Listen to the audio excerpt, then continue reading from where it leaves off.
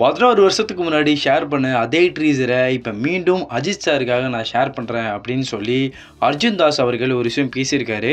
என்ன எதுன்றதை இந்த வீடியோவில் பார்ப்போம்.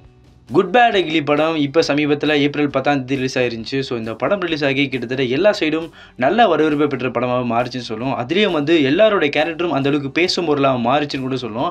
அதில் முக்கியமாக அர்ஜுன் தாஸ் அவருடைய கேரக்டர் ரொம்ப ஒரு வில்லத்தனத்தை பயங்கரமாக காட்டியிருக்குன்னு சொல்லும். ஏன்னா அவர் நிறைய முன்னாடி படங்கள்லாம் பண்ணியிருக்காரு. அதில் வில்லத்தனத்தை காட்டியிருப்பார். ஆனால் ஃபுல் அண்ட் ஃபுல்லாக அந்த க்ரைம் அந்த ஆக்ஷன் அதிலே போயிருப்பாருன்னு தான் பார்த்தோம். ஆனால் இந்த குட் பேட் அக்லி படத்தில் தான் அவர் மிகப்பெரிய ஒரு என்ன சொல்கிறது, ஒரு சைடு டான்ஸ் ஆடுறதுலையும் சரி, அந்தளவுக்கு ஒரு யூனிக்காகவும் சரி, ஒரு லவ் பாயாகவும் இருப்பார், இன்னொரு சைடு ரெக்கட் பாயாகவும் இருப்பார். அந்த அளவுக்கு இந்த படத்தில் அவர் இருந்தார் சொல்லும்.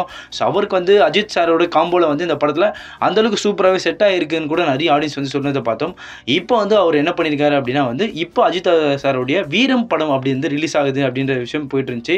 ஸோ இந்த வீரம் படம் ரிலீஸ் ஆக போகுதுன்ற காரணத்தினாலே அர்ஜுன் தாஸ் அவர்களை என்னன்னா ட்வீட் போட்டிருந்தாரு. அந்த ட்வீட்டில் அவர் மென்ஷன் பண்ணும்போது என்ன சொன்னார்னா, 11 வருஷத்துக்கு முன்னாடி இந்த வீரம் படத்தோட ட்ரீசர் நான் அப்போ அப்லோட் பண்ணியிருந்தேன். அதாவது என்னோட இதுக்கு நான் என்னோட சோஷியல் மீடியாவில் அப்லோட் பண்ணியிருந்தேன்.